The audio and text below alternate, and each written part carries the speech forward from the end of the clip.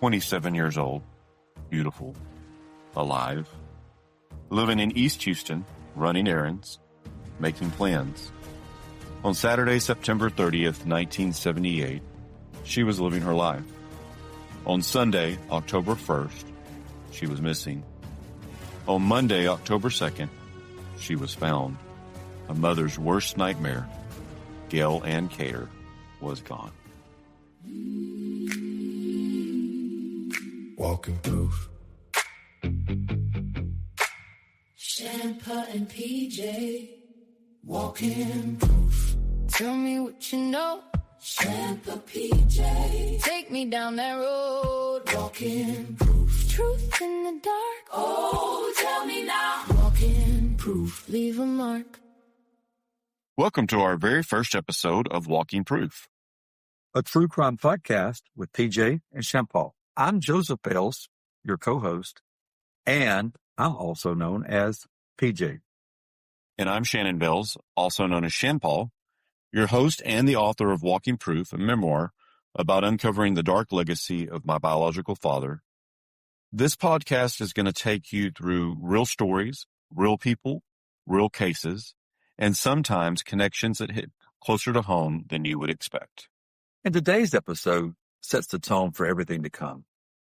We're going to start with a case today that's disturbing, layered, and honestly, even now, it leaves more questions than answers. And before we dive into that, I do want to say this. This is more than just storytelling for me. This is personal. And as we go forward through this podcast and the ones to come, you'll start to understand why. And today we're going to talk about Gayle Anne Cater. So before we get into the details of this case, let's start with the obvious question here. Yeah. Who was Gayle Anne Cater? Well, there is so much to say. So we're going to start with her obituary that gives us a glimpse into who she was. Gayle Anne Cater, 27, passed away on Monday, October 2nd, 1978. She was a member of the Huemont Park Baptist Church. She was a 1970 C.E. King High School graduate, and her list of accomplishments practically paints a portrait. She was in the FHA, she was student council, treasurer, and class vice president. And she also played in the band, solo ensemble, symphonic, and she was a majorette. If that wasn't enough, she was athletic too. She ran track, she played tennis and volleyball. And her senior year, this is a fun fact, she was crowned homecoming queen. So, it was really no surprise that she was voted best all-around girl. Exactly. Her success didn't stop at high school. At the time of her death, she was working at the accounting office at Brown and Root. She had her own apartment at 670 Maxey Road in Houston, Texas. For those of you familiar with Houston history, Brown and Root was a very coveted place to work.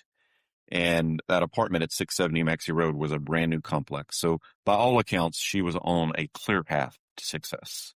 It really did seem that way. So let's talk about what happened. September 30th, Gayle had taken her grandmother's green Dodge Dart across the street from her apartment for service. Now, when I say across the street, I mean literally from her back porch patio doors, she could see the service station. And based on newspaper accounts, what the investigators have told me, what Gayle's family has told me, that was the last time that she was confirmed to have been seen alive. She was wearing jeans, a white shirt, carrying a baggy purse.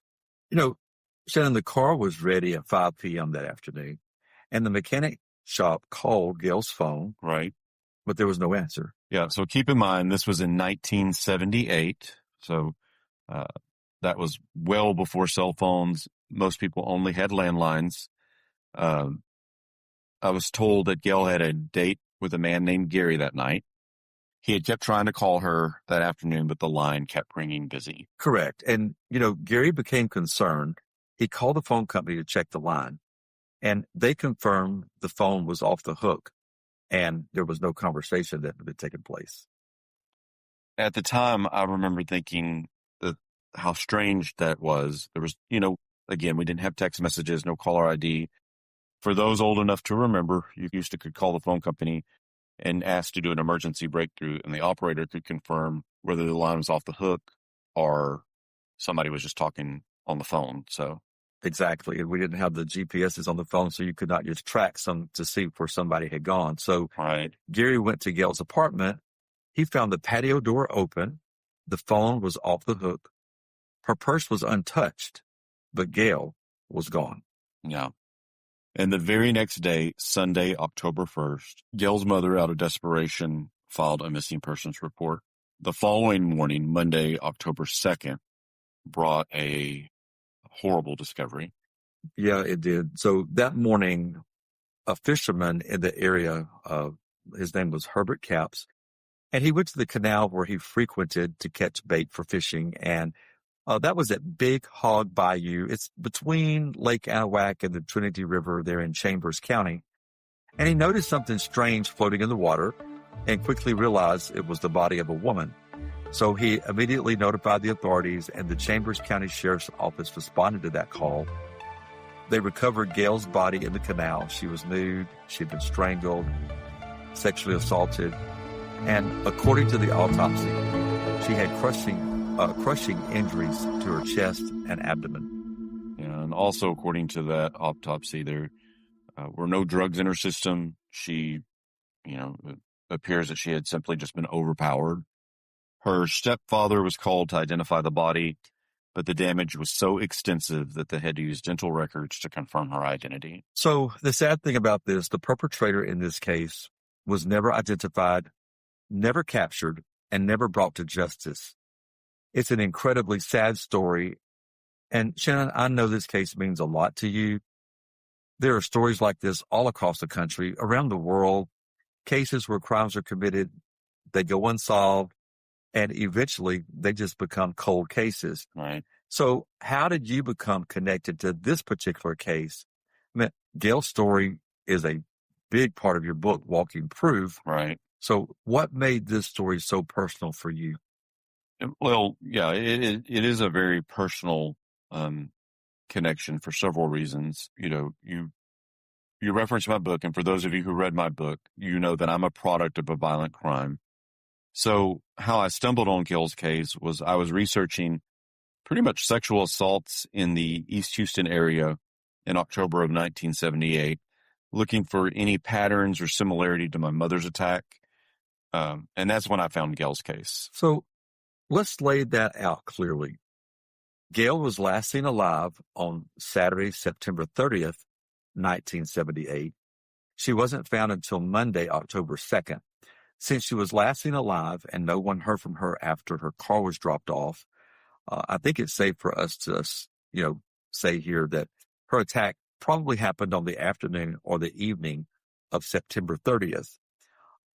That was exactly 1 month to the day before your mother's attack happened on Monday, October 30th. Exactly. And another connection is the proximity. So my mother lived at 527 Wood Vista.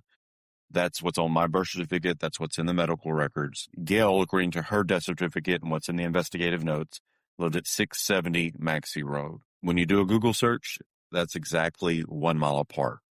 My mother did not drive. She walked. And she worked at Champ's Restaurant right at I-10 and Federal, which would mean that she would have walked right past Gayle's apartment to go to work.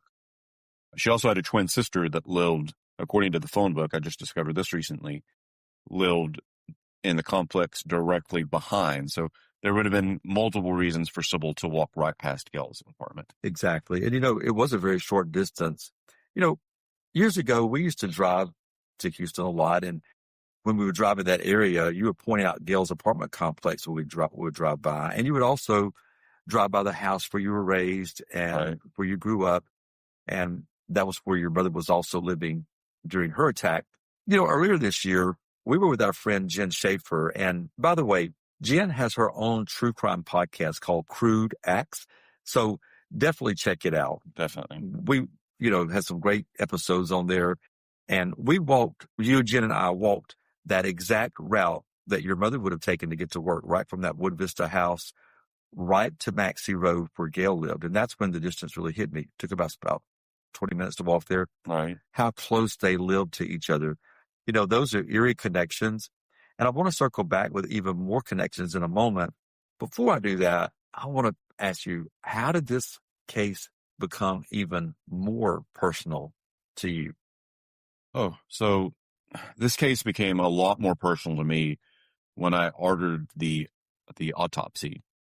So that included the missing persons report. On that missing persons report was a phone number for Gayle's mother, Donna Kennedy. So let's pause here again. You have an autopsy report from 1978. Right.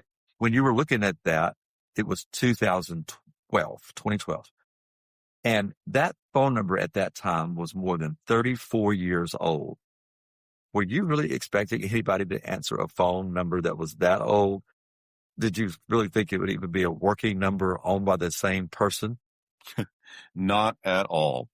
So I dialed the phone number anyway, because that's how my mind's worked. Most people would just ignore it, but I'm going to try it because there is a phone number. And someone did pick up and said hello. And I said, may I speak with Donna Kennedy? This is she. And at that moment, I wasn't planning for what I was going to say next. My heart just skipped a beat because I was so shocked that she answered. I still remember you making that call, and you and Donna talked for over an hour on that very first call. So I finally explained who I was, that I was researching my biological father, and that I had stumbled across her daughter's case in my search. She was so sweet, so eager to talk, and she was willing to share everything that she knew. Shortly after that call, I remember us going to Meemaw Kennedy's house. And by the way, that's what everybody called Donna, was Meemaw Right. Kennedy. And when we arrived, it just felt like that we were talking to family. It really did. We met Gayle's sister that day too. Meemaw talked about Gayle. Even though it had been so many decades later, you could still feel the pain as if it was fresh, even though it was decades. At one point, she said something about she had contacted a psychic. Yeah, and whether you believe in psychics or not, out of desperation, a mother grasping for any ray of hope, Meemaw did reach out to a psychic. That psychic told her that that she would find answers to her daughter's murder in a month that started with Elm. I remember that. We were sitting right there in her home. And I really don't remember if we were there in March or May. I know it was 2012, but it was either in March or May. And I thought, oh, wow, I hope she's finally found her answer. She kept Gayle's pictures out. She never stopped hoping. She passed away a few years ago, but I did promise her that I would do my best to continue to tell Gayle's story. And, the case was never solved, much like your mother's case. It remains one of Houston's unsolved cases to this day. And I remember that Meemaw talked about a few suspects in this case. Yeah, so there were a few suspects. Meemaw Kennedy had her strong opinions about who she thought could have been responsible. But on the other hand, if you would have asked Gayle's best friend, she had her strong opinion of a different person that could have been responsible. And, we've already talked about one of those suspects, Gary, the man she had a date with on the night that she went missing. What all do we remember about him? So what I can tell you about him is he was cleared as a suspect. I was told that he was married. There was speculation that he might have been going through a divorce, so that kind of explained the date, and the police, it didn't stay on their radar. He also worked for Brown and Root in a supervising position. Remember, Gayle Cater was the secretary at Brown and Root. So there were some people who did think that he was responsible. And again, I want to be very clear. He was cleared as a suspect. He was never charged with any crime connected to Gayle's case. And I think that recently we were sort of kind of looking, what happened to Gary? So you and I went to the library, and we were digging through 1978 city directories. This whole time, all these years, we thought we had a solid lead. Someone listed Gary with an address, and this Gary had a pretty common last name, but nothing was really adding up. Exactly. And the name was in the missing persons report, however, we could not find anything that matched that name to this case. Right. But then I started doing like a reverse search on the address because the city directories, you can actually look it up by address, and those were not available online. So it was an in-person visit to the library for me to go back and look up who lived at that address. And that's when I realized that I had been misreading the handwriting on that missing persons report all this time. And that one mistake shifted everything. And to be fair, we were looking at a record from 1978. Right. And at this time, because we were just there this year, that was almost 48 years ago. Handwriting on police reports and autopsies can sometimes just simply be difficult to read anyway. Exactly. And so his last name was in the record. And so now we have his correct last name, and I have found out a lot more about him, but I made the decision not to say it aloud here. And that's not because it isn't public and not because I'm trying to hide anything, but because he was investigated and he was cleared. And I want to be respectful of that. I can say this much. Once we had the correct records, a whole new set of information opened up. And, before that, I had been told he was married and going through a divorce, that he was ruled out by authorities. But with the correct name and the correct records, I found that he married in August of 1970. He did not divorce his wife until November of 1991. That was many years after he and Gayle were dating. So, that definitely raises questions, but relationships are complicated. We all know that. Sure. Gary and his wife could have been separated. It could have been one of those on again, off again relationships. Right. You can't just tell a full story from just looking at a marriage record and a divorce record alone, but it does raise other questions. And, there were other people looked at in this case as well. There was. So Gayle had a high school sweetheart. He had a temper, a record. There were a lot of people who suspected that he could have been responsible. And again, Shannon, just so we can be very clear, there were only 2 suspects that we ever heard about. All right. Both of them were cleared of any wrongdoing in Gayle's case whatsoever. You and Meemaw Kennedy talked a lot about Gayle over the years.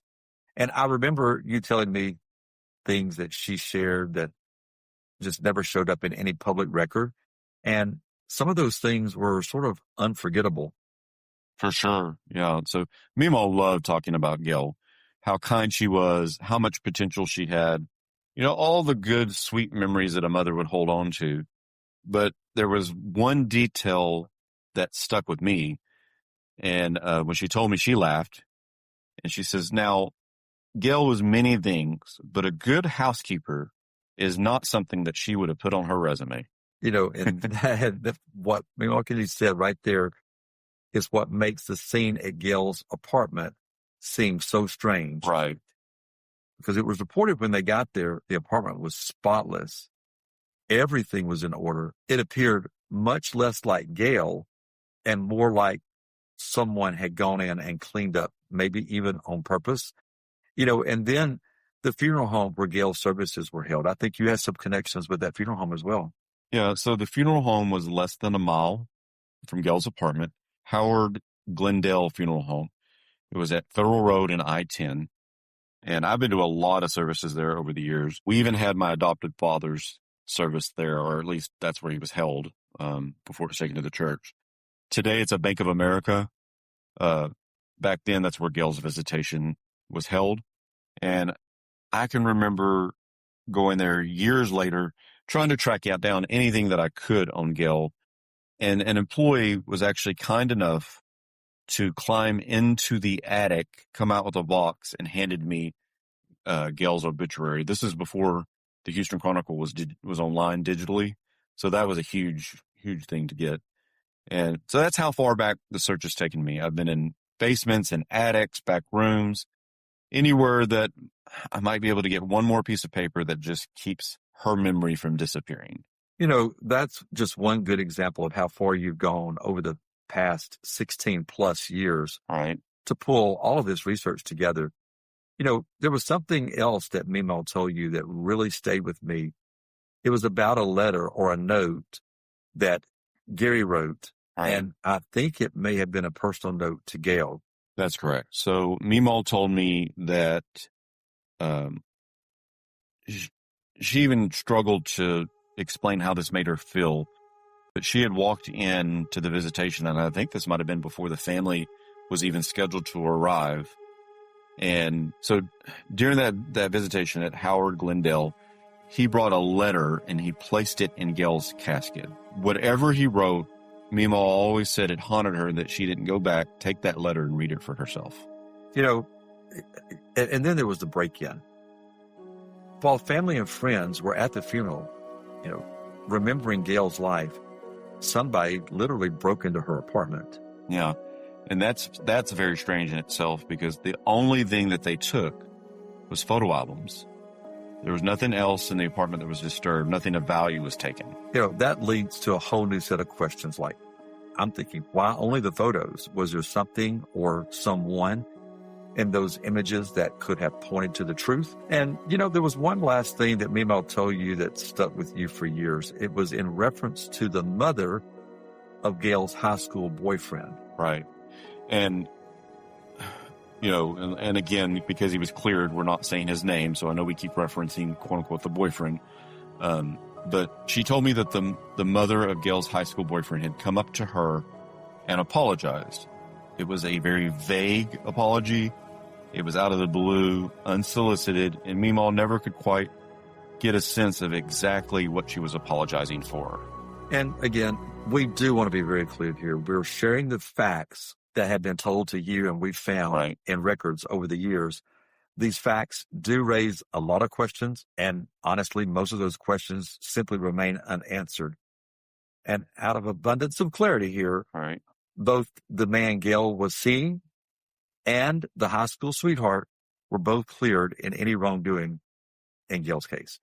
And unfortunately, no one has ever been charged with her murder. You know, Shannon, this story has so many layers to it. At one point, you even wrestled with the idea that your own biological father could have been responsible for Gayle's assault and her murder. So talk to us about, how did you get to that point, and what led you to consider him as even a possible suspect? Yeah, you're right. There are many aspects to Gayle's case. It's very layered. So before I explain why I feel my father might have been connected or involved, we need to talk about a third victim. So, yeah, we do. And right here, we're going to just refer to that victim as the unidentified victim. So her identity is actually known to officials who are investigating her case. Right. However, you know, when we were talking to them, this case was considered open at the time that we were inquiring about it. So we were not given the information, a lot of information at all. But the details of her attack had very similar characteristics to both Gayle's case and your mother's case. You know, remember, I had found out about her while researching my own mother's attack. Gayle's attack happened September 30th, 1978. My mother's attack happened October 30th, 1978. And then we learned somewhere in the middle, within that 30-day span, there was the unidentified woman who was attacked, also in the month of October 1978. And so she was abducted at gunpoint in the same general vicinity that Gayle was last seen. I guess that was somewhere around Maxey Road, I-10. The information I've gotten has been very generic, but some of this is not officially confirmed. But the similarities are way too hard to ignore. Exactly. So there were 3 young women who were abducted from the same general area, and the unidentified victim was also sexually assaulted, and she was taken to the same general area, that canal in Chambers County where Gayle's body was found. Somehow, she managed to escape. Yeah, fortunately for her, she did. And she was in her right mind and able to tell the investigators what had happened to her. She had been forced in a vehicle at gunpoint by a man with reddish hair. He was driving a blue truck, and he told her that he was from Alabama. So, Shannon, let's highlight this. A few months ago, on that same day that you, Jen Schaefer, and I walked from Sybil's house, where you also live, to Gayle's apartment, that 1 mile walk, we also took a drive out to Anahuac in Chambers County because we were looking for the place where Gayle's body was recovered. And that location is somewhere about 30 to 35 miles from Gayle's apartment. So here's what makes that significant. Gayle and this unidentified victim were picked up in the same general area right there around Maxey Road, I-10. Right. Yeah. Then they were driven 30 to 35 miles away to the same canal in Chambers County. Right. Yeah, the same general area. So we're assuming that it's the same exact canal. I mean, what are the chances that two separate predators picked up two different women just weeks apart from the same general area and drove them to the same location in another county? I don't know. Those circumstances to me strongly suggest the same attacker. They really do. And, in order to wrap this all up, we have 3 cases here. And I think this is why you believed your father could have been involved in Gayle's case and the unidentified victim's case. Yeah. So here's what is proven. What's fact. I know who my biological father is. We've done DNA, paternity test. We've proven that. All of those details about the crimes that he committed, what happened to my birth mother, what's proven on what he did. We're going to talk about those in future episodes. But just to make that point clear, because of that, my DNA makes me the walking proof of the attack that happened to my mother in the East Houston area. So to be very clear here, we want to make sure we talk about what is proven versus what is circumstantial. Absolutely. Your mother's case is 100% scientifically proven. So to recap, the circumstantial evidence that could connect your mother's attack to Gayle's and the unidentified victim's attack. Let's talk about that. Sure. So first of all 3 of these attacks happened within a 1-month span. So follow me. Gayle, September 30th, 1978. My mother, October 30th, 1978. The unidentified victim, somewhere between both attacks, also in October of 1978. All 3 were picked up from the same general vicinity, somewhere in the Maxey Federal Road area of East Houston. All 3 were sexually assaulted. Gayle didn't survive. She lost her life. While the unidentified victim was sexually assaulted, she did survive. And your birth mother was left for dead with severe injuries, and she also survived. Your birth was a direct result of that awful attack. Exactly. And we know Gayle and the unidentified victim were transported 30 to 35 miles away, driven to the same general location in Chambers County. So Gayle was found in the canal in Chambers County, and the unidentified victim escaped from that same general area.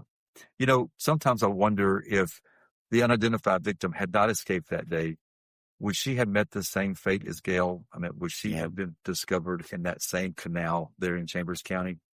I also want to restate something else here. We've referenced the canal several times, and we are going to reference that canal again in a future case. So sort of kind of put that in the back of your mind, because we will come back to the canal later. Yeah. And so those pieces of circumstantial evidence, they're kind of painting a picture that absolutely could point to one predator committing all 3 crimes against these 3 women.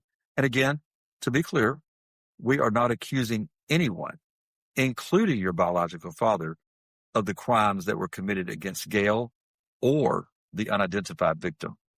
That is correct. I am not saying that my biological father killed Gayle Cater or that he sexually assaulted the unidentified victim.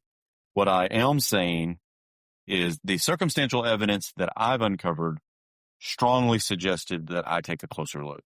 You pulled together incredible research, digging out these cases, pointing out those connections. And the last piece of evidence that made you think your father could have been involved was the description the unidentified victim gave to authorities after she escaped. Exactly. That part was very eerie to me. The physical description that she gave of her attacker, it describes my father. He had blue eyes, She stated that he had red hair. Now, Doug had reddish blonde hair, extremely similar to the color of my hair. People often refer to me as a ginger. I certainly do not identify as a ginger, but I can see how someone could see me as a ginger. In other cases, Doug was, there's a court case where he's identified as having brown hair. He definitely did not have brown hair. So I guess that's subjective. But the fact that it said that he had just relocated a few years prior from Alabama, that spot on describes my father. Exactly. And he had relocated to the Houston area. So Yeah. each of these women had lives. They had families. They had histories. And when you look at the whole picture, you really start seeing the similarities in circumstance, timing, and proximity. And that's where investigators, and now you, All right. start asking, was this coincidence or connection? Yeah. When we're dealing with people who are affected and then there's overlapping circles like this, it becomes harder and harder to believe that my mother's attack or any of these attacks were random. Shannon, what do you hope this podcast brings to this case, and specifically to Gayle's case? So that is an excellent question. I began with Gayle's Cater's story because I want to make sure that her name, her life, her story is never lost in time. More than anything, our hope is that one day Gayle's case can finally be solved. And I want to be honest about something. Over the years, I have tracked down a lot more than what you've heard in this episode. I've been very cautious about what I can share publicly right now, but I have found, the names of all her neighbors, friends, people who live near her, people who went to high school with her. Just a whole lot of people that's connected to her life at that time. And there's a lot of people that we could interview. So this is the kind of case that if I had the right team, the right budget, this could turn into a much deeper investigation, something long form, the kind of work that you would expect on like a serial type, interviewing people, rebuilding timelines, following, every single lead. And, maybe one day that can happen. Hopefully it will. And, for now, here's something that we want to ask you. Yeah. If you have any information, no matter how small it may seem, please contact the Harris County or Chambers County authorities and share what you know. Yeah, for sure. And if reaching out to them, if you're uncomfortable doing that, please feel more than welcome to reach out to us at walkingproof.net, and we'll make sure that information gets to the right people. And even if answers never come, making sure that Gayle's story is heard is just as important. So please share this episode, tell your friends, let's keep the conversation going. Absolutely, because you never know who might remember something or who might finally just be ready to speak. Someone out there could know something, and Gayle deserves answers. Absolutely. So in our next episode, I'm going to take you back to where it all began. We've told parts of my story. I've written it. I've lived it. It began with a Christmas gift and the first day that I began to learn more about my mother's attack. And once you hear it, you'll start to see how all of this really connects together. So next week, we're going to go back to the beginning. Join us as we explore who my father was, how I found him, the violent crimes he was connected to. So look us up on social media. Walking Proof, a true crime podcast with PJ and ShanPa. We're on Facebook, Instagram, TikTok, and we'll be sharing updates, photos, research, and some behind-the-scenes pieces of the investigation. Absolutely. And we have a new website, or at least a rebuilt site, walkingproof.net. Big shout out to Blaine Asbury for his amazing work and helping create our website. Absolutely. Blaine did a fantastic job. So if you need a website, look up Blaine Asbury. Yeah. And if you missed our short introductory episode, Meet the Hosts, go back, take a listen. It'll give you a little glimpse into who we are, including how we got the name PJ and ShanPa. That was a fun, short episode for sure. And thanks again for joining us on this pilot episode. Hope you all have a great rest of the week. and enjoy your holiday weekend. All right. We'll see y'all next week.